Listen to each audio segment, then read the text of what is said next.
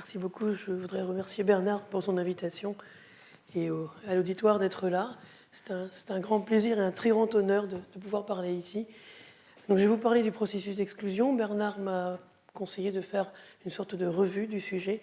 C'est un sujet qui est très vaste, donc je ne pourrai évidemment pas parler de tout. C'est une sélection qui est un peu personnelle. Mes transparents sont en anglais, mais je parlerai en français si vous n'y voyez pas d'inconvénient. Donc, le processus d'exclusion, je vais commencer par raconter un peu d'où il vient, quelles sont ses origines variées. Puis ensuite, je vais m'intéresser à 3 cas qui correspondent à 3 types de méthodologies différentes, 3 cas purs, comme on le verra. Soit le modèle sur un anneau, le modèle avec des bords ouverts, ou le modèle sur une ligne infinie. Et comme on le verra, les techniques et les résultats obtenus sont très différents d'un cas à l'autre. Puis on conclura en regardant un petit peu la limite hydrodynamique du modèle qu'on a vu en cours un petit peu ce matin aussi. Alors si on regarde le dessin habituel d'un modèle hors d'équilibre, le dessin qu'on voit à toutes les conférences, que tout le monde dessine, c'est un réservoir qui communique, c'est une barre de fer, disons, qui communique entre 2 réservoirs qui sont à des températures ou à des potentiels chimiques différents. Alors si les potentiels ou les températures étaient les mêmes, on aurait affaire à un système qui tend vers l'équilibre thermodynamique, qu'on saurait décrire très bien. S'ils sont différents, il va y avoir un courant stationnaire qui va s'établir du plus chaud vers le plus froid ou du plus grand potentiel chimique vers le plus petit potentiel chimique. Et ce courant stationnaire va garder le système hors d'équilibre et on ne pourra pas le décrire à l'aide des méthodes standards de la physique statistique à l'équilibre, qui est la physique statistique construite par Maxwell, Gibbs, Boltzmann au siècle dernier. Alors si on regarde ce dessin, donc le sort de dessin un petit peu passe-partout, qui est dans toutes les conférences, premier transparent de toutes les conférences, et qu'on regarde ce dessin avec les yeux de la foi, on peut se dire que finalement, si on veut décrire ce qui se passe dans ce dessin général, on peut considérer un modèle simplifié de particules sur un réseau. Les particules sont sur un réseau de taille finie, par exemple, de 1 à L. Chaque particule occupe un site, et pendant le temps t à t plus dt, une particule peut sauter d'un site vers un voisin, avec probabilité 1 vers la gauche, ou q plus petit que 1 vers la droite, à la condition que le site cible ne soit pas déjà occupé, qu'il soit libre. Donc ce saut-là est permis, mais un saut qui induirait une double occupation d'un site est interdit. C'est ce qu'on appelle le processus d'exclusion, la contrainte d'exclusion, qui n'est pas une contrainte à la Pauli, qui n'est pas quantique, qu'on met à la main, mais qui, disons, modélise les interactions de cœur dur entre particules sur un réseau. Alors c'est un réseau fini, et on peut le mettre en communication avec 2 réservoirs infinis de particules, à gauche et à droite. Si le site numéro 1 est libre, il peut être occupé avec un taux alpha. S'il est occupé, il peut être vidé avec un taux gamma. Et quelque chose de similaire se passe à droite avec des taux bêta et delta. Donc ces taux alpha, bêta, gamma, delta sont des paramètres du système, ainsi que Q. Les taux de bord fixent les densités des réservoirs. Le paramètre Q fixe la symétrie du modèle. Si Q égale 1, une particule a la même tendance indépendamment des réservoirs d'aller à gauche et à droite, dans le cœur du système. Si Q est plus petit que 1, on est poussé de la gauche vers la droite. C'est un modèle très simple, mais en fait c'est un modèle minimal qui apparaît comme une brique de base dans beaucoup de modèles plus réalistes, comme on va le voir, de transport en une dimension. Il a été étudié dans plein de champs différents de la mathématique et de la physique, en probabilité, en combinatoire, en physique de la matière condensée, en physique de la matière molle. Et sur ce modèle relativement simple, il y a eu des milliers de papiers qui ont été écrits depuis une vingtaine d'années. Alors si on regarde un petit peu les origines possibles de ce modèle, alors ce modèle, on comprend qu'à cause de sa simplicité, il est minimal, mais il n'est pas trop minimal. C'est-à-dire qu'il contient quand même un certain nombre d'ingrédients qui font qu'il est intéressant et qui va pouvoir donner une phénoménologie non triviale. Déjà, l'exclusion, c'est quelque chose qui induit donc une interaction entre particules. Ce n'est pas un problème à un corps, ce n'est pas un problème de particules libres. À cause de la contrainte d'exclusion, elles vont se voir et elles vont avoir un comportement collectif qui va émerger. À cause de la symétrie, donc qui est due à 2 sources, la symétrie interne, ce Q qui peut être différent de 1, et la symétrie externe entre les réservoirs qui imposent des potentiels chimiques différents au bord, cette asymétrie va induire un courant, disons un flot de la gauche vers la droite, et donc va garder le système hors d'équilibre. Et ensuite, c'est un processus. Il n'y a pas d'énergie ici. Je vous ai juste donné des règles de saut, des règles d'évolution du système. Et du fait qu'il n'y a pas d'énergie, on ne peut pas du tout même penser à essayer d'appliquer la physique statistique d'équilibre qui est basée sur un Hamiltonien, sur une énergie, sur des poids de Boltzmann. Tout ça, on ne peut même pas démarrer. Donc, on est obligé de penser à autre chose. La seule chose qu'on puisse vraiment écrire de manière totalement rigoureuse et sûre, c'est l'évolution de la probabilité des configurations à l'échelle microscopique. Cette évolution est markovienne, elle suit une équation de Markov, une équation maîtresse. La probabilité qu'une configuration C apparaisse à l'instant T évolue selon une équation linéaire, et l'ensemble de la dynamique est gouverné par la matrice de Markov M qui contient, qui code les règles de saut, les règles de transition d'une configuration vers une autre. Donc ce modèle a été inventé il y a 50 ans cette année, en 68, et il a été vraiment inventé pour la première fois par des personnes travaillant en biophysique, même plutôt en biologie. Caroline McDonald, M. Gibbs et Pipkin se sont intéressés à la manière dont l'ARN messager est lu et traduit en protéines dans le ribosome. Donc vous avez ici une image de l'ARN messager, le ribosome qui passe dessus, qui lit les triplés codants du code génétique et qui transforme ces triplés codants en acides aminés et fabrique la protéine peu à peu. Là, vous avez une véritable image microscopique de l'ARN messager qui est lu par ces ribosomes en parallèle et des petits bouts de protéines qui sont en train d'émerger en parallèle le long de cet ARN messager. Donc, ces auteurs, il y a 50 ans, ont essayé de comprendre ce qui se passait au niveau, disons, physique, au niveau de la production de protéines, en disant, ben voilà, on va essayer de modéliser l'ARN comme une sorte de ligne, le ribosome qui lie trois paires de bases à la fois comme quelque chose de longueur 3 et qui avance et qui fabrique la protéine qu'on ne représente pas ici. Donc finalement, c'est un modèle de trafic, en quelque sorte, de ces moteurs moléculaires, de ces ribosomes qui sont en train d'avancer le long de l'ARN messager. Donc ça, c'est un modèle compliqué. Si on regarde vraiment la vraie biologie qui est derrière, c'est terriblement compliqué. Il va falloir simplifier les choses pour comprendre. Alors ça, c'est l'origine, je crois, la première. Mais comme c'est un modèle très simple, il est apparu essentiellement en parallèle autour des années 70, du début des années 70, dans plein de domaines différents. Les mathématiciens, Spitzer, Harris, Liggett et d'autres, se sont intéressés à l'interaction de processus browniens. Un peu plus tard, les gens de la physique statistique, autour de Joël Lebowitz, Katz, Spohn, se sont intéressés au système diffusif hors d'équilibre. C'est vraiment la thématique qui nous intéresse le plus ici. Dans les années 70, les gens se sont intéressés à la manière dont des macromolécules pouvaient être transportées dans des capillaires très fins, où c'est évidemment ce déplacement le long de l'ARN messager. En physique du solide, dans des solides qui sont très anisotropes, il peut y avoir des conductions qui sont très unidimensionnelles par saut, par saltation. Donc c'est aussi un modèle qui est apparu dans ce monde-là. Et on a vu en cours plusieurs fois que c'était lié aux polymères dirigés et à l'équation de KPZ. Les applications seront multiples. Aujourd'hui, le trafic à Genève est modélisé par des avatars du modèle d'exclusion. Il faut compliquer un petit peu les choses. Cécile Appert-Roland parlera de ces choses-là la semaine prochaine, sans doute. On peut aussi relier le modèle d'exclusion à des problèmes de matching de séquences. Je n'arrive pas à trouver le mot français. Et il y a des problèmes de moteurs moléculaires aussi. Notamment, il y a des travaux de Erwin Frey et de son équipe, très récents, qui reviennent en quelque sorte à ces travaux initiaux de McDonald, mais en rajoutant toute la connaissance qu'on a obtenue sur le modèle d'exclusion du point de vue théorique et en rajoutant des techniques modernes pour comprendre un petit peu mieux ces problèmes initiaux qui avaient motivé l'introduction du modèle. Alors le lien avec KPZ, donc l'équation de KPZ qu'on a vue ce matin, le lien c'est que finalement une configuration du modèle d'exclusion qui est faite de particules et de trous, on peut très bien représenter cette configuration en disant qu'une particule correspond à une ligne qui descend à moins 45 degrés, un trou à une ligne qui remonte à plus 45. Donc finalement, la ligne en noir là, l'interface, elle correspond exactement à la configuration que j'ai dessinée en dessous. Et si on regarde ce qui se passe quand une particule saute, par exemple, de la gauche vers la droite, c'est exactement comme si on rajoutait un petit losange ou un carré penché sur notre interface et que l'interface avançait.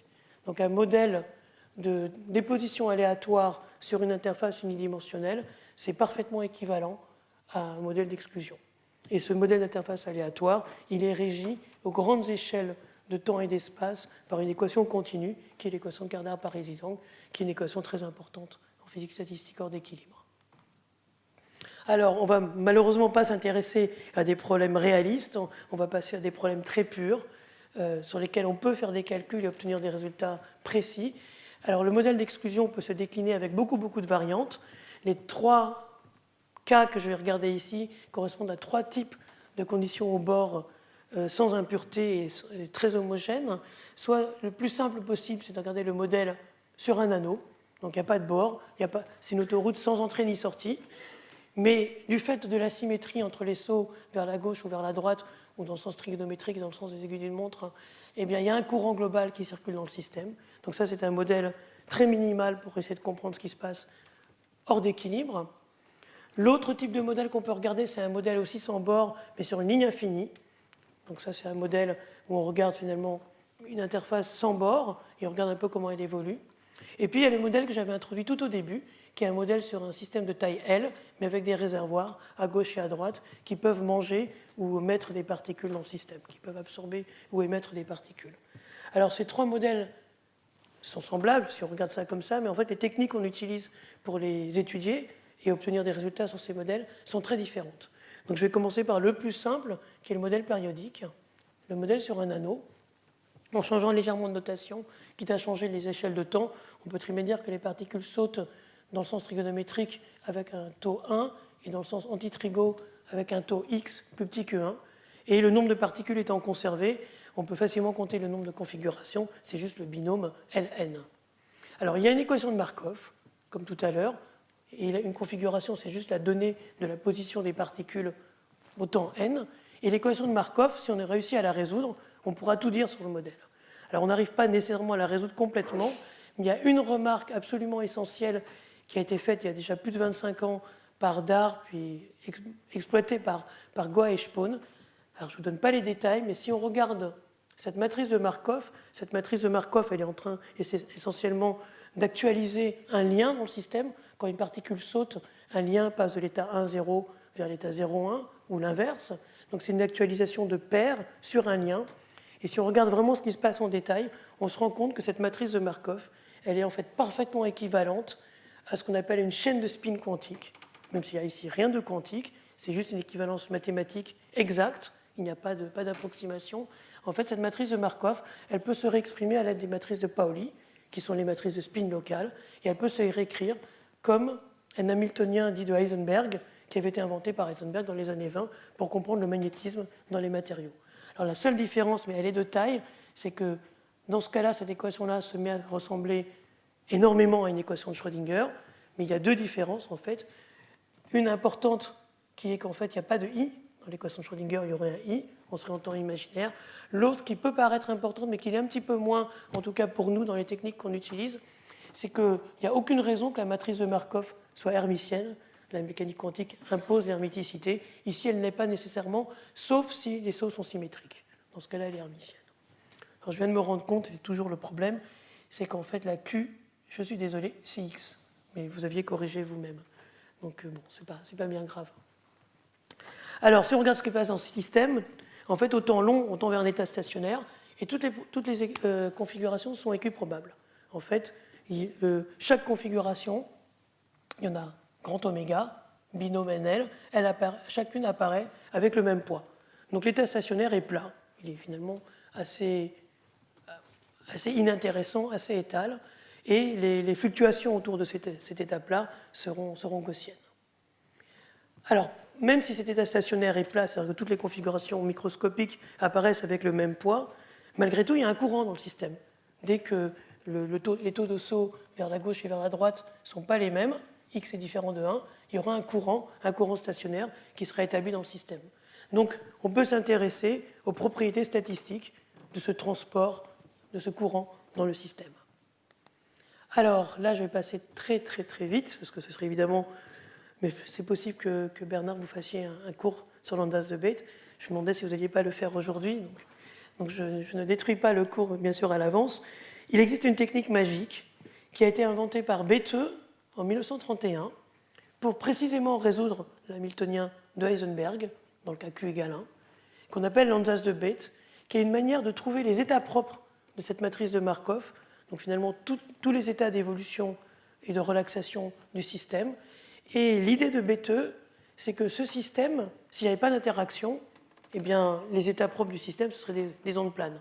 Chaque particule serait une onde plane, et pour n particules, on aurait le produit de n ondes planes indépendantes. Alors, pour certains systèmes particuliers, qu'on appelle intégrables, cette structure-là survit.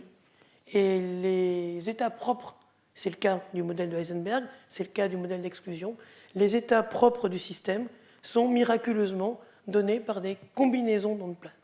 Donc on peut écrire un état propre de la matrice de Markov M comme une somme sur des permutations d'ondes planes. Ce qui se passe, les permutations proviennent du fait suivant, c'est que chaque particule arrive avec son onde plane, mais quand deux particules sont à côté et d'une certaine manière se rencontrent, ont une collision, eh bien les nombres d'ondes des deux ondes planes s'échangent. Et donc s'il y a n particules, et qu'on regarde tous les échanges possibles, il y a factoriel n échanges possibles. Donc finalement, on peut vraiment écrire les états propres du système comme une combinaison linéaire d'ondes planes. Alors par contre, les amplitudes de ces ondes planes sont fixées par la dynamique, ce n'est pas quelque chose qui est libre, à une constante globale près.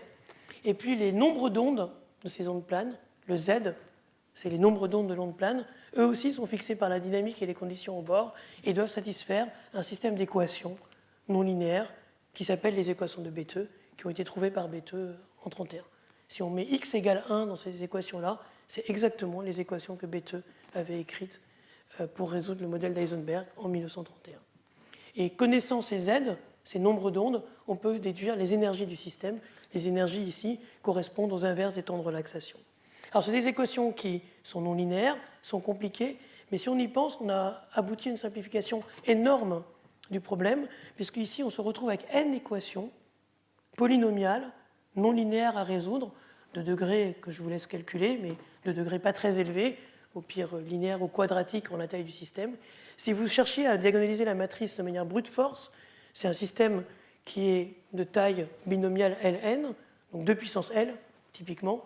Donc on aurait à résoudre le polynôme caractéristique de degré 2 puissance L. Donc on est passé d'une complexité exponentielle en brute force, si on voulait résoudre le polynôme caractéristique, à une complexité qui est d'un degré polynomial, d'un degré quadratique en fait. C'est beaucoup, beaucoup plus simple. Par exemple, si on regarde des cas limites de ces équations-là, le cas totalement asymétrique, où les particules n'ont le droit que d'avancer et pas de reculer, petit x ou petit q égale 0, eh bien les racines de ces équations-là s'organisent sur des jolies courbes qu'on appelle des ovales de Cassini. Donc on peut examiner ce qui se passe précisément pour les racines de ces équations et obtenir des résultats précis. Par exemple, on peut calculer non seulement l'état fondamental qui est 0, qui est connu, mais on peut calculer les premiers états excités du système, ce qu'on appelle le gap. Ce gap, c'est l'état excité le plus proche de 0, c'est celui qui met le plus de temps à relaxer.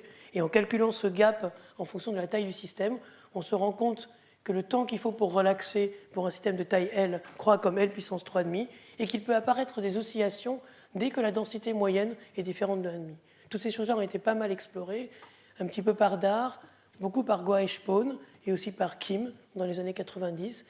Les oscillations ont été pas mal regardées aussi par des gens comme Barma, Majumdar, Krapivsky, et les excitations plus élevées ont été regardées par De Geer, Hessler, aussi par Olivier Golinelli, à Saclay et moi-même.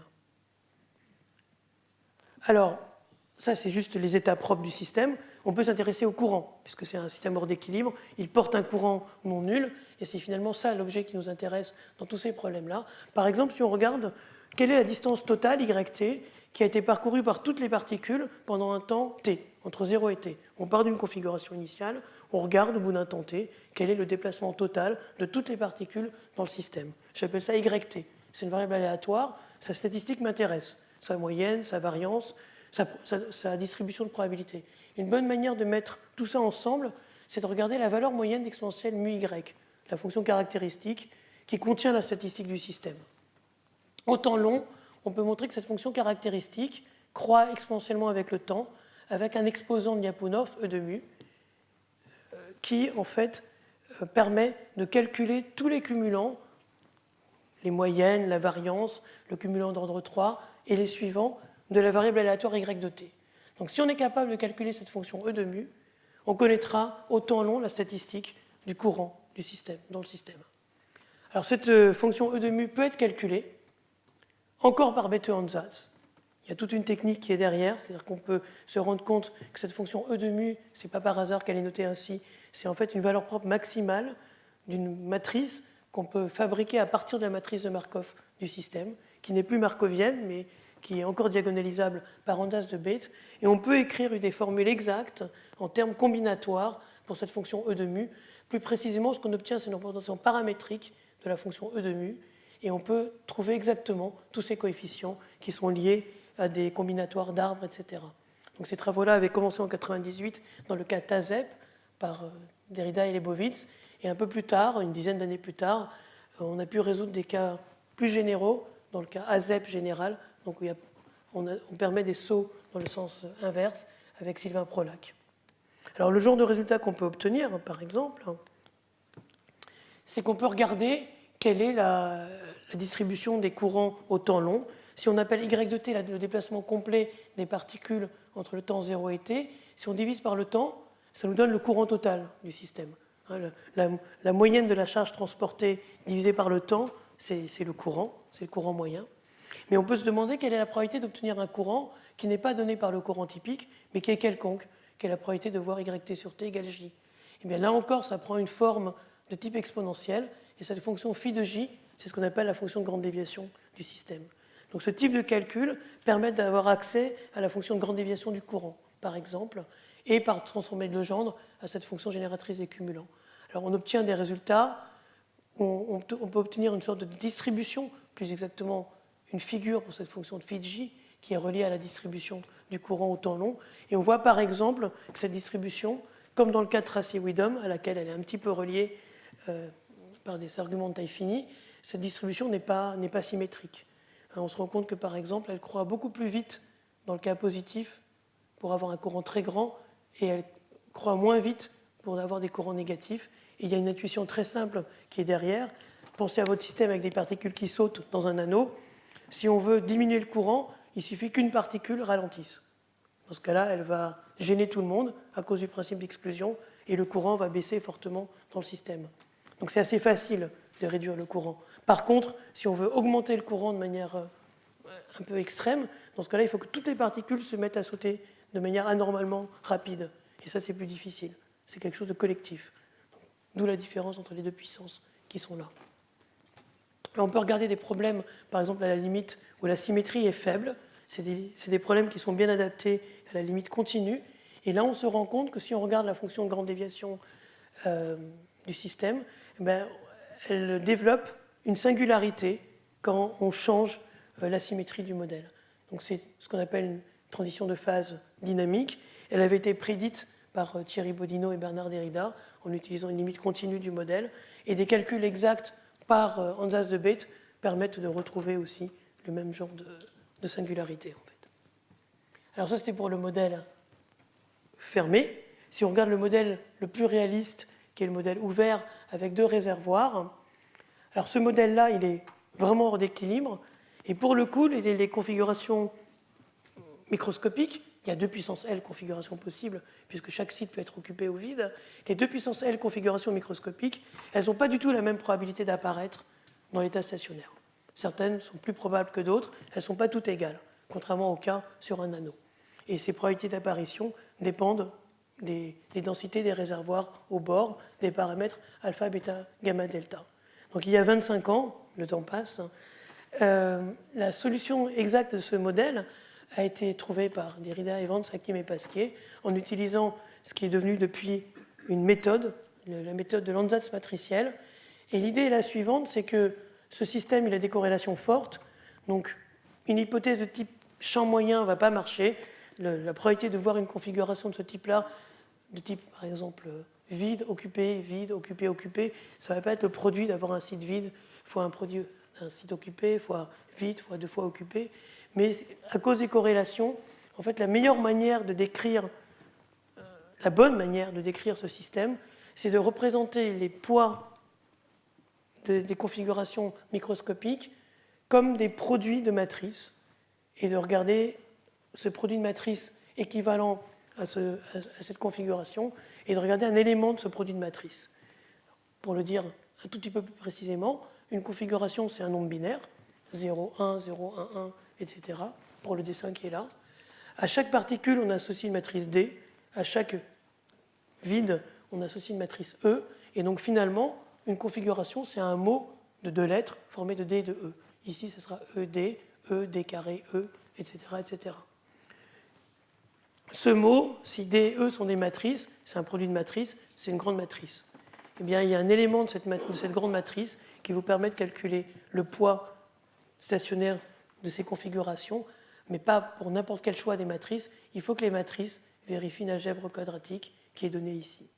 Alors, je passe rapidement sur la méthode, mais cette méthode permet de dévisser le problème, puisqu'on a les poids atomiques de chaque configuration. C'est-à-dire qu'on peut finalement calculer beaucoup de choses dans le système pour son état stationnaire. Par exemple, on peut obtenir son diagramme de phase. Suivant les densités des réservoirs à gauche et à droite, on va avoir 3 phases possibles. Une phase de grande densité. Grande densité, ça veut dire que le réservoir de gauche est peu rempli, donc il ne peut pas donner beaucoup de particules, et le réservoir de droite est très plein, donc finalement le système va se remplir. La phase de basse densité, c'est le contraire. Le réservoir de droite est très vide, donc on peut facilement déverser des particules dedans, et le système va se vider. Et puis il y a une phase intermédiaire qu'on appelle la phase de courant maximal. Donc grâce à la lambda matricielle, on peut faire des calculs exacts, et ça a été développé énormément. Il y a une jolie revue qui a déjà 10 ans de Blythe et Evans, qui fait plus d'une centaine de pages, qui donne des tas de cas, des tas de problèmes qui sont résolus par ce type de méthode, et des tas de résultats sur le modèle d'exclusion. Alors, par ce type de méthode, on peut calculer, c'est ce qu'ont fait Bernard Derrida, Leibowitz et Speer en 2002, la probabilité de voir un profil de densité quelconque. Alors, si on regarde le système et qu'on regarde les particules, finalement, ça fait une sorte de profil de densité. Là, il y a pas mal de densité, là, il y en a moins, etc. Donc, on peut regarder aux très grandes échelles quelle est la probabilité de voir un profil de densité dans ce modèle quand L tend vers l'infini. On peut, grâce à notre matricielle, on peut calculer exactement la distribution, plus exactement la fonction de grande déviation d'un profil de densité, et c'est un calcul exact à partir de notre matricielle. Le message à retenir, c'est que à l'équilibre, les deux réservoirs sont de même densité, on retrouve finalement ce à quoi on s'attendait, ρ log de ρ plus 1 moins ρ log de 1 moins ρ, qui est l'entropie de base pour un système de particules indépendantes. Par contre, dès que le système est hors d'équilibre, la formule exacte obtenue n'a plus rien à voir avec le cas d'équilibre, et elle n'est même pas obtenue en faisant une hypothèse d'équilibre local. Alors un point sur lequel je voudrais peut-être revenir vers la fin, c'est que cette formule a été obtenue d'abord par lambda matricielle. Il y a une manière, une fois qu'on l'a obtenue, de la retrouver par un raisonnement hydrodynamique qu'on appelle la théorie de la fluctuation macroscopique, dont je parlerai tout à l'heure. Et c'est aussi un point important, c'est que le modèle d'exclusion permet de tester par ces résultats exacts des théories de limites continues, des théories hydrodynamiques, et ça sert de pierre de touche finalement pour comprendre des choses plus générales. Alors, on s'était intéressé au profil, on peut s'intéresser au courant qui passe dans le système. Là, pour le coup, on a vraiment un système ouvert avec 2 réservoirs de densités différentes. Il y a des particules qui vont de la gauche vers la droite. On peut compter combien de particules Y de t sont passées de la gauche à la droite pendant un temps t. Si on divise par t, ça nous donne le courant qui a été transporté en moyenne pendant le temps t. Et on peut regarder quelle est la probabilité d'obtenir un courant qui n'est pas égal à la valeur typique, à la valeur donnée par la loi d'Ohm, si vous voulez, dans ce système. Donc on peut calculer la distribution du courant au temps long, plus précisément la fonction de grande déviation. Vous voyez que la formule qu'on obtient est finalement assez simple, mais cette formule assez simple est obtenue au prix d'une généralisation de lambda matricielle et au prix de calculs assez lourds. Je peux vous en témoigner. Mais au moins, voilà, pour ce modèle-là, on est capable de comprendre quelles sont les fluctuations du courant dans toutes les phases. Je vous avais dit qu'il y avait 3 phases. Dans la phase de haute et de basse densité, la formule est assez simple. Dans la formule de courant maximal, elle est moins simple, mais elle ressemble à ce qu'on obtient par exemple pour un système sur un anneau. Voilà. Le troisième type de profil assez pur qu'on peut regarder, c'est le système sur une taille infinie. Alors là aussi, on en a entendu un petit peu parler au cours précédent et au premier cours. Le système sur une taille infinie, il n'y a pas de bord. Tout ce qu'on se donne, c'est une densité de particules au temps nul. Donc il y a une certaine densité de particules. Un site est occupé avec une probabilité 1,5 ou 1 tiers, ce qui correspond à une densité 1,5 ou 1 tiers.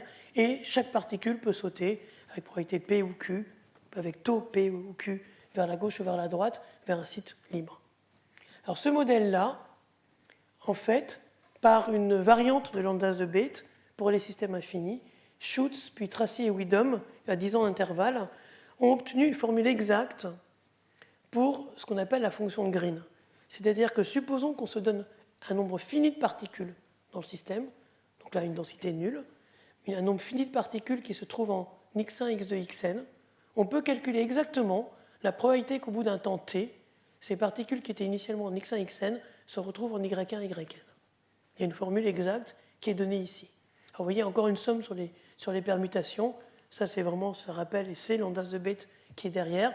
Mais la formule est donnée par des intégrales multiples dans le plan complexe, d'ondes planes, là encore, Landas de Bethe, multipliées par des amplitudes qui sont des fractions rationnelles.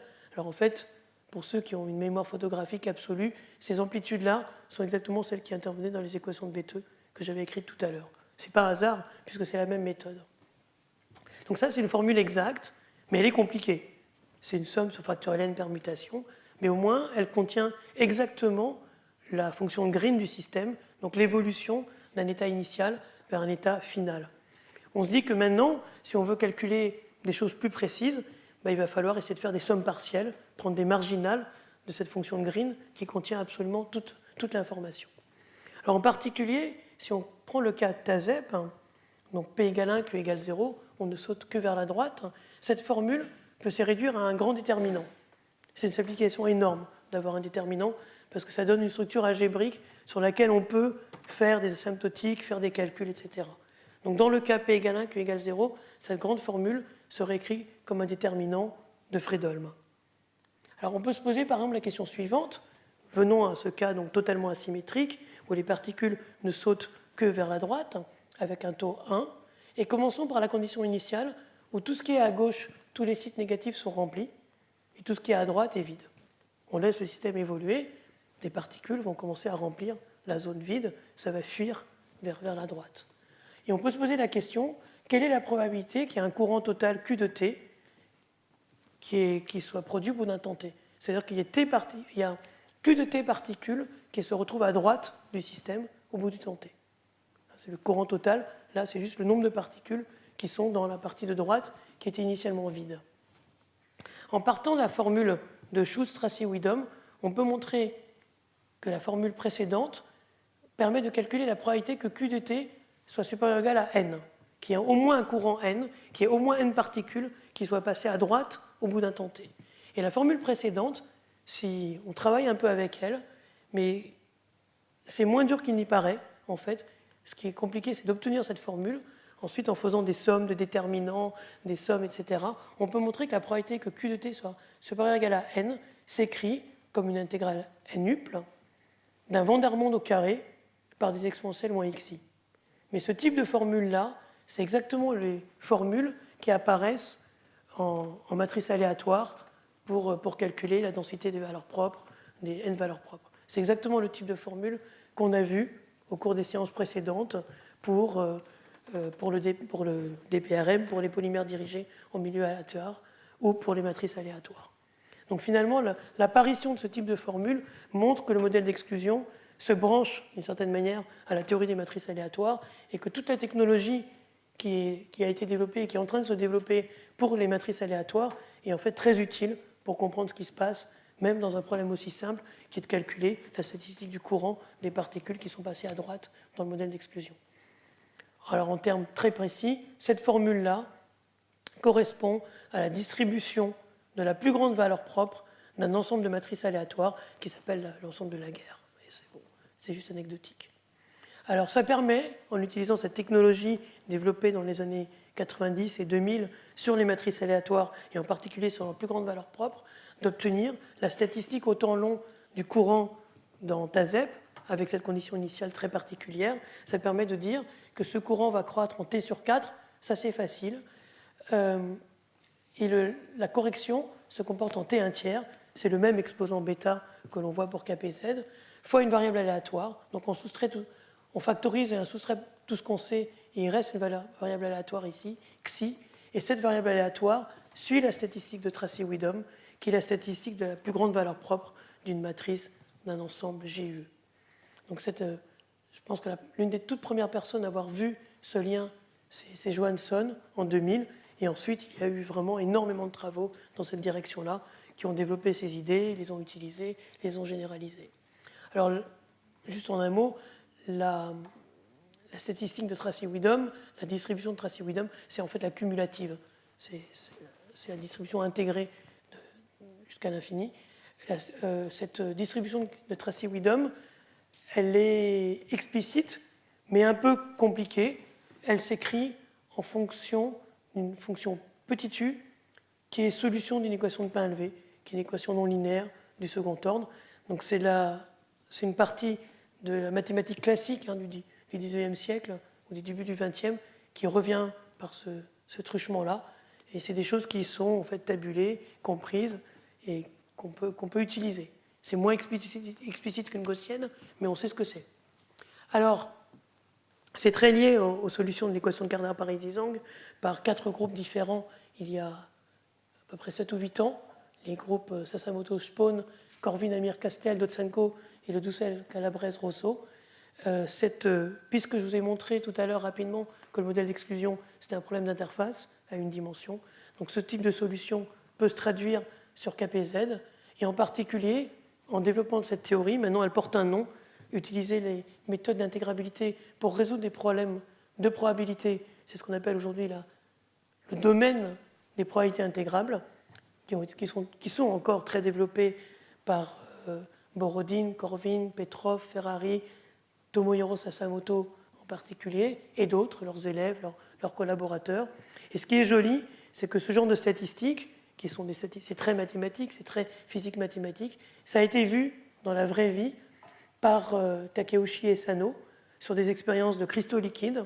Ils ont fait croître une phase de cristaux liquides à l'intérieur d'une autre, et ils ont obtenu une statistique très propre sur la statistique de l'interface. Alors il y a plusieurs possibilités de conditions initiales, soit on croise sur un germe ponctuel et ça va croître en rond, un peu comme le modèle d'Eden, soit on commence par un germe qui est distribué et ça croît comme une interface qui monte. Et donc Takeuchi et Sano ont été capables de mesurer très précisément la distribution des hauteurs, des corrélations. Et ce qui est beau, c'est qu'effectivement, leurs résultats expérimentaux coïncident avec les courbes de type Tracy-Widom qui ont été calculées par ces groupes-là. Et ça marche. Les asymétries, les caractéristiques fines. Je crois Alpinelli nous avait expliqué ça le premier séminaire. Ça marche bien. Alors, peut-être dans la quinzaine de minutes qui me restent, je voudrais parler d'un problème un petit peu plus particulier qui me tient à cœur depuis 1 an ou 2 et qui est aussi quelque chose qui est important quand on pense au modèle d'exclusion. Pensez au modèle d'exclusion sur une ligne infinie et au problème d'exclusion symétrique.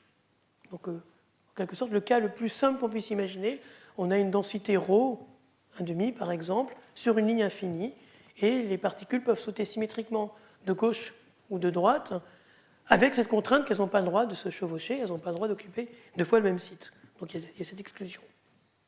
Et supposons qu'on prenne une particule là-dedans, on la mette en 0 temps t égale 0, elle a juste une couleur différente, elle se comporte exactement comme les autres, mais elle porte un fluophore, et on peut la regarder, on peut faire un échantillonnage, on peut monitorer, comme disent les Anglais, sa position au bout d'un certain temps. Donc on sait ce qu'elle fait, et on peut faire la statistique complète. Alors d'abord, c'est symétrique, donc en moyenne, évidemment, sa position x de t sera nulle. Elle sera autant à gauche qu'à droite. Ça, il n'y a aucun problème. Maintenant, si les particules n'étaient pas interagissantes et qu'elles avaient le droit d'occuper le même site, pas d'exclusion, évidemment, chaque particule diffuserait. Donc, moyenne de x carré de t serait linéaire en temps. C'est juste une marche au hasard, à la limite continue, un mouvement brownien. D'accord ? Et bien ici, à cause de la contrainte d'exclusion, en fait, la diffusion est anormalement lente. moyenne de x carré étant racine de t. Autrement dit, x se comporte comme t puissance 1 quart. C'est une diffusion en loi 1 quart, et c'est peut-être la manière la plus simple d'engendrer une diffusion anormale, uniquement à une dimension. À cause de cette contrainte d'exclusion, les particules conservent leur ordre et elles diffusent de manière anormalement lente en racine quatrième du temps. Alors ça, c'est quelque chose qui avait été compris, je crois, par Spitzer dans les années 70, qui a énormément provoqué de travaux depuis. Et la preuve mathématique précise pour le modèle d'exclusion date d'Aratia, qui a calculé, alors c'est une limite, hein, c'est une limite au temps long, il faudrait vraiment dire limite quand t tend vers l'infini de ça égale ça, en 83. Donc c'est un résultat classique, et finalement c'est l'un des résultats simples qu'on peut retenir pour le modèle d'exclusion. S'il y a quelque chose d'assez simple à retenir, c'est qu'à une dimension, le processus d'exclusion asymétrique, ça fabrique de la diffusion anormale en T1 quart, juste parce que les particules n'ont pas le droit de se dépasser, les voitures ne peuvent pas voler les unes au-dessus des autres. Alors ça, c'est quelque chose qui était bien connu, mais on pourrait se poser des questions un petit peu plus élaborées. On pourrait se demander, mais c'est bien de connaître la variance, est-ce qu'on pourrait connaître plus, par exemple, la distribution de x de t? Alors, désolé, j'ai oublié de vous raconter parce qu'il faut parler de choses vraies. Donc je reviens un tout petit peu en arrière avant de vous parler de choses plus mathématiques. Cette diffusion anormale porte le nom en anglais de single file diffusion. Je ne sais pas très bien comment le traduire. Diffusion de fil d'attente ou diffusion en fil en fil. Alors si on regarde par exemple ce dessin-là, qui est très simple, si on prend un capillaire assez épais et des particules rouges toutes petites qui ont le droit de se chevaucher, de se dépasser, eh bien, une particule marquée va diffuser de manière normale. Par contre, si on prend un capillaire plus fin et une macromolécule bleue assez grosse, tellement grosse qu'il y a une contrainte stérique et qu'elles n'ont pas le droit de se chevaucher, eh bien, une particule marquée va diffuser en T1 quart. Donc ce petit dessin, juste pour vous insister sur le fait qu'on se rend compte qu'un système comme ça, c'est réaliste.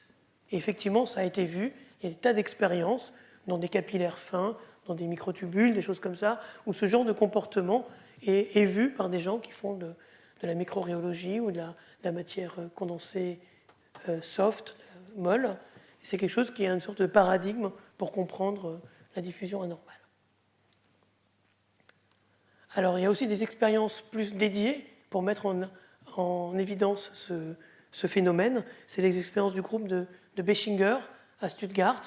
Alors, lui, il fabrique le conduit et il fabrique les molécules qui passent à travers. Donc, si le conduit est trop petit pour qu'on ne puisse pas avoir plus qu'une molécule qui passe à la file indienne, eh bien, une diffusion anormale.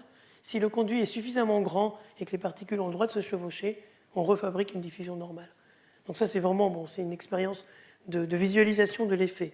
Mais l'effet se voit très bien aussi sur des systèmes qui n'ont pas été fabriqués pour. Donc je reviens à ce que j'étais en train de dire. Tout à l'heure, x carré de t, Aratia a montré que x carré de t se comportait en racine de t, et même le préfacteur était connu. Mais il n'y avait pas de formule connue pour les moments d'ordre plus élevé ou pour la distribution de x de t. La chose qui était connue et qui est assez récente, qui a été prouvée il y a 4-5 ans par Sethuraman et Varadhan, c'est qu'au temps long, si on divise la position du traceur par racine de t, le 4 est là juste pour faire joli, il y a un principe de grande déviation, donc il y a une fonction de grande déviation qui apparaît pour le modèle, et ces auteurs avaient montré l'existence de la fonction de grande déviation, avaient montré ses asymptotiques, mais n'avaient pas donné de calcul précis. Ça, c'est pour un système qui est pur, dans lequel toutes les particules sont distribuées avec une densité uniforme. Mais on pourrait aussi se poser la question, qu'est-ce qui se passe si on commence par un profil où on met plus de particules à gauche qu'à droite? Dans ce cas-là, le traceur va être poussé vers la droite. Comment il va se comporter? Quelle va être sa vitesse? Est-ce qu'il a une vitesse? Comment il va réagir non seulement à la dynamique, mais à la présence d'une condition initiale qui n'est pas uniforme et qui va créer une sorte d'onde de choc qui le pousse. Voilà le dessin, par exemple. Si on commence avec un profil de densité qui n'est pas uniforme et qu'on met le traceur là, évidemment, à cause d'une sorte de pression hors d'équilibre, il va être poussé dans cette direction-là. Comment il se comporte? Donc, d'une certaine manière, on voudrait calculer sa statistique, la fonction génératrice de ces cumulants, ou calculer sa fonction de grande déviation c'est à peu près équivalent. Les deux sont reliés par une transformation de Legendre. Si on connaît l'une, on connaît l'autre, au moins au niveau de rigueur physique à laquelle on se place. Donc, ce qu'on peut montrer, c'est que la fonction de grande déviation du traceur, c'est le maximum d'une fonction par rapport à un paramètre lambda.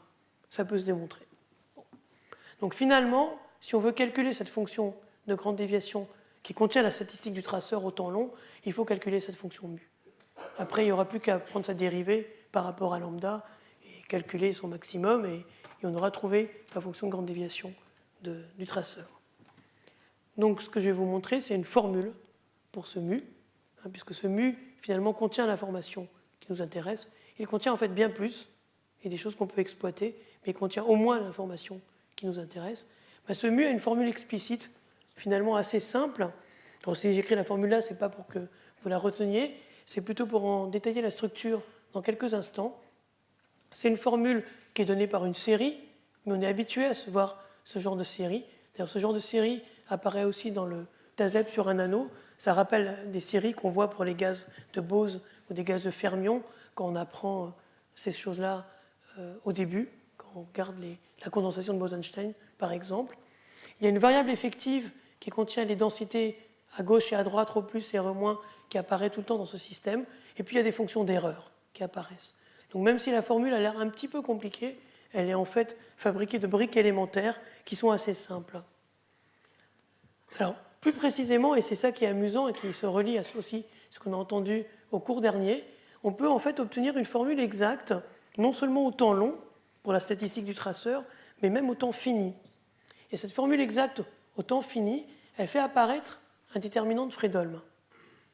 Alors, ce déterminant de Fredholm, c'est le déterminant d'une matrice infinie, d'un opérateur. Bernard Derrida nous avait expliqué la semaine dernière comment calculer des déterminants d'opérateurs infinis. Il suffit de prendre le log de la trace et de calculer des traces successivement de k carré. Et ce déterminant infini fait apparaître encore une fois un noyau qui n'est pas autre chose que celui qui émerge de l'Andaz de Bethe, et des conditions au bord factorisées qui en fait contiennent les densités à gauche et à droite du système, et d'une certaine manière, les densités asymptotiques du système, c'est un peu comme si vous aviez des réservoirs très loin qui donnent des particules avec densité ρ plus ou ρ-. Et donc des espèces de réservoirs poissoniens. Alors, juste pour être ça a l'air très abstrait. J'ai juste mis ça pour dire que les choses ne sont pas aussi abstraites qu'elles en ont l'air. Avec ces formules-là, on peut calculer, on peut retrouver la valeur de x carré moyen, le bon vieux résultat d'Aratia, 83. On peut obtenir une formule pour le 4e cumulant. Pour le 6e cumulant, ça devient de plus en plus compliqué, mais c'est faisable. Donc c'est des formules qui ont l'air abstraites, mais à la fin, elles donnent des nombres explicites. Donc c'est des formules qui sont exploitables. Alors évidemment, c'est plus facile d'essayer de faire des dessins avec. Par exemple, on peut dessiner la fonction de grande déviation du système. Alors vu comme ça, elle n'a pas l'air d'avoir une structure. Comme toute bonne fonction de grande déviation, elle est convexe, elle a un minimum unique et elle ressemble vaguement à une parabole, même si ce n'est pas une parabole en l'occurrence, mais elle est très, très régulière. Et on peut comparer par exemple ce qui se passe par exemple, pour différentes limites de densité, de grande densité et des choses comme ça. Alors, il y a deux points physiques qui sont importants. C'est que d'abord, la fonction de grande déviation, elle satisfait une symétrie. C'est une fonction de grande déviation, et on sait qu'en général, les fonctions de grande déviation, elles satisfont une symétrie qu'on appelle la symétrie de Galavotti-Cohen, qui correspond à la trace du renversement temporel pour la dynamique du système. Alors là, la symétrie, elle est par rapport aux conditions initiales. Alors, donc, là encore, en partant de la formule compliquée qui est là, ou celle-là plutôt, on peut montrer cette relation simple de quasi-parité de la fonction de grande déviation. Alors l'intérêt de cette formule, non seulement parce qu'elle est, elle est très réputée, la relation de Galavotti-Cohen, c'est qu'elle permet de montrer que le processus d'exclusion, même s'il a une diffusion anormale, il satisfait ce qu'on appelle la relation d'Einstein. La relation d'Einstein, elle vous dit que si on a une particule toute seule, elle diffuse, avec une certaine coefficient de diffusion, et si maintenant cette particule est chargée et qu'on met un petit champ dessus, elle va avoir une mobilité, d'accord ? Elle va répondre au champ extérieur, il va y avoir une susceptibilité, une mobilité, et la relation d'Einstein vous dit que la mobilité et la diffusion, à l'équilibre, sont égales, à kT près. où elles sont proportionnelles, et il y a un facteur qui dépend de la température entre elles. Là, on a un système avec des interactions, et il n'y a pas de diffusion. La particule marquée, elle ne diffuse pas, elle se comporte en racine quatrième du temps. D'accord ? Il y a un coefficient devant, mais qui n'est pas un coefficient de diffusion. Ça n'a pas la bonne échelle. Et si on met un petit champ, donc une petite asymétrie dans le modèle d'exclusion, cette particule marquée, elle va se mettre à dévier, très légèrement. Mais elle ne va pas avoir une vitesse finie, puisqu'à cause des autres particules qui l'empêchent de bouger, qui elles sont symétriques, elle va en fait commencer à se déplacer avec un mouvement en racine de t. Donc il va y avoir une mobilité généralisée qui n'est pas une mobilité linéaire, c'est en racine de t. Eh bien, il y a très longtemps, Ferrari, Engelstein et Leibowitz avaient montré que cette mobilité non linéaire et cette diffusion anormale étaient proportionnelles. Donc il y avait ce qu'on appelle une relation d'Einstein, même dans ce cadre qui n'est pas le cadre d'Einstein, où normalement c'est la diffusion normale. Eh bien, la relation de Galavati-Cohen permet de retrouver par exemple cette relation d'Einstein de manière automatique. Et elle contient bien plus en fait. Donc c'est l'une des importances de cette relation. Alors pour terminer, dans les quelques minutes qui me restent, je vous ai montré pas mal de calculs avec des techniques élaborées où l'entase de Bethe joue un rôle fondamental. Mais on se dit qu'on est en train de regarder finalement un fluide de particules avec interaction qui est en train d'évoluer sous un champ extérieur éventuellement et sous la pression hors d'équilibre des deux réservoirs qui ne sont pas équilibrés. Donc ils font qu'il y a un réservoir qui a tendance à pousser les particules vers celui qui est plus faible. Et on voudrait pouvoir décrire ça de manière continue, avec une théorie hydrodynamique, une théorie avec des équations dérivées partielles. Alors une manière naturelle de le faire, alors ici je vais considérer le cas où il n'y a pas de champ, donc nu et nul, donc il y a juste deux réservoirs hors d'équilibre avec une barre entre eux, donc on est en train de revenir au dessin initial. Une manière de le faire, c'est d'écrire qu'on a une équation de continuité pour le système, donc la variation de la densité locale, c'est la divergence d'un courant. Et ce courant, il est donné par une loi de Fourier locale, qui dépend de la densité locale, et un bruit. Si on écrit une équation comme ça, on se retrouve avec une équation différentielle aux dérivées partielles stochastique pour la quantité, pour le champ de densité ρ. Eh bien, il y a beaucoup de systèmes, qu'on appelle systèmes diffusifs, qui sont en fait décrits par des équations de ce type-là, des équations non linéaires bruitées de ce type-là. Et finalement, le seul ingrédient de l'échelle microscopique qui survit à l'échelle macroscopique pour décrire ce système à grande échelle, les deux seuls ingrédients qui survivent, c'est la donnée de la constante de diffusion d de ρ et la donnée de la susceptibilité sigma de ρ. En fait, elles sont liées. Mais au moins, a priori, on a besoin de ces deux quantités-là pour pouvoir écrire une équation continue hydrodynamique qui décrit le système. Alors là, il n'y a rien à faire. Ces quantités-là, comme ces coefficients de transport, ils viennent vraiment de la dynamique microscopique et on ne peut pas les donner a priori. Il faut retourner à l'échelle microscopique pour pouvoir les calculer. Dans le cas du modèle d'exclusion, ils sont particulièrement simples. D, c'est 1. C'est comme s'il n'y avait rien là. Et sigma, c'est 2 ρ, 1 moins ρ. Le 2 est là pour des raisons d'unité. C'est le ρ, 1 moins ρ du courant qu'on connaît bien pour le modèle d'exclusion. L'ingrédient supplémentaire, c'est cette partie qui dépend d'un bruit stochastique, qui est un bruit blanc en espace et en temps gaussien, dont l'amplitude devient d'autant plus petite que la taille du système est grande. Donc en ayant écrit ça, finalement, on a une sorte d'hydrodynamique fluctuante pour essayer d'écrire le système sans avoir à faire la combinatoire, si on peut résoudre ce genre d'équation, ce qui est loin d'être évident, sans avoir à faire la combinatoire microscopique du système. Donc ce serait un peu l'équivalent d'une sorte de thermodynamique du système. Alors, je vais vous décrire rapidement ce qui se passe. Quand on a une équation comme ça, non linéaire, avec un bruit, si on a un bruit, d'une certaine manière, on a une probabilité de voir, tout devient stochastique, on a une probabilité de voir un certain courant, une certaine densité dans le système, et cette probabilité prend une forme de grande déviation avec une action qu'on appelle l'action de la Macroscopic Fluctuation Theory, la MFT. Cette action est quadratique, elle prend cette forme-là, et elle a été développée par le groupe de Rome, Bertini, Gabrielli, Desolé, Giannalasigno et Landim, enfin Rome est presque, Landim n'est pas à Rome, qui a été expliqué en cours ici l'année dernière. Donc finalement, l'équation stochastique précédente se résume à un principe d'action pour des systèmes grands en espace et en temps. Et ce principe d'action, si on veut par exemple regarder quelle est la probabilité que le traceur ait fait une excursion x de t, on peut montrer que finalement une fluctuation donnée du traceur, une position finale donnée du traceur, est produite par une fluctuation de tout le système, qu'on appelle une fluctuation optimale, qui va maximiser cette action sous contrainte. On met la contrainte que le traceur, au bout d'un temps t, arrive là-bas, et il faut maximiser ce principe variationnel pour que la contrainte soit obéie. Alors, dès qu'on a un principe variationnel et des contraintes, on sait qu'il y a des équations de Laire-Lagrange sous-jacentes.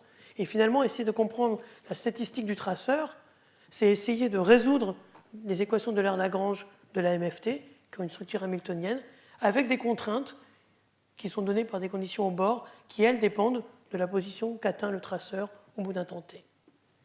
Alors, ces équations-là ne peuvent pas être résolues exactement dans le cas du processus d'exclusion. Ça, ce n'est pas possible. Mais par contre, on peut faire des calculs perturbatifs. Et ces calculs perturbatifs ont été faits il y a quelques années. Ils permettent, par exemple, de retrouver les deux premiers moments, le résultat d'Aratia et le résultat obtenu après, en fait, par un calcul exact. C'est une manière de contrôler qu'on ne s'était pas trompé. Et une autre chose plus intéressante que cette approche hydrodynamique permet de faire, qui est hors de portée pour l'instant des calculs combinatoires exacts, c'est qu'elle permet d'avoir un film. Alors, si j'étais fort en latex, je vous aurais fait un film, mais j'en suis incapable. Elle permet de voir comment l'hydrodynamique du système conspire de manière collective pour que, par exemple, votre traceur ait une fluctuation donnée. En résolvant ces équations hydrodynamiques, sinon exactement, au moins informatiquement, en les mettant dans la machine, on peut se poser la question et regarder quelle est la manière dont le profil de densité, la vague, fait en sorte que les particules poussent votre traceur pour qu'il arrive à une position finale donnée.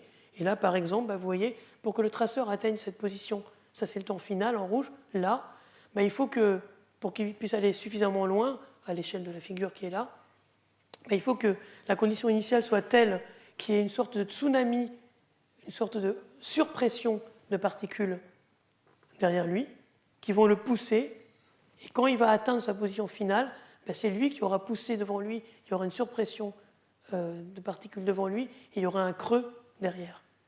Si vous y réfléchissez, c'est une bonne manière de produire une fluctuation. Pour produire une fluctuation, c'est bien d'avoir une vague. Cette vague-là va pousser votre traceur très loin. Une fois que le traceur sera arrivé assez loin, il y aura un creux devant lui, et lui, par contre, il aura créé une surpression devant. Donc l'avantage de ces équations de MFT, c'est qu'elles permettent d'avoir des images hydrodynamiques de ce qui se passe, ce que la combinatoire microscopique ne permet pas d'atteindre, en tout cas pour le moment.